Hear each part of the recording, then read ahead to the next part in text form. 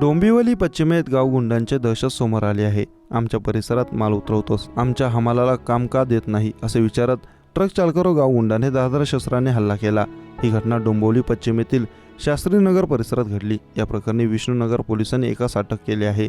अन्य साथीदारांचा पोलीस शोध घेत आहेत। सुनील कुराडे एसीपी डोंबिवली यांनी घटनेची माहिती दिली। ते म्हणाले, डोंबिवली पश्चिमेतील कोपर रोड परिसरात सिद्धाई या इमारतीचे प्लास्टरचे काम सुरू आहे। प्लास्टरसाठी लागणारा माल घेऊन एक ट्रक आला।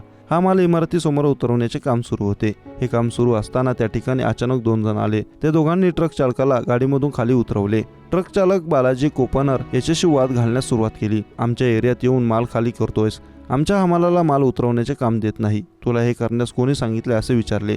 चालक बालाजी, मी माझे काम करतो, माझ्याशी का वाद घालतात असे उत्तर दिले। त्यामुळे संतापलेल्या त्या दोन्ही तरुणांनी ट्रक चालक बालाजी यांचे काही न ऐकता त्याला मारहाण सुरू केली। ट्रक चालकाच्या मानेवर आणि शरीरावर धारदार शस्त्राने वार केले। या हल्ल्यात ट्रक चालक गंभीर जखमी झाला आहे। त्याला उपचारासाठी रुग्णालयात दाखल करण्यात आलं। या प्रकरणात विष्णुनगर पोलिसांनी अक्षय कारंडे याला अटक केली आहे।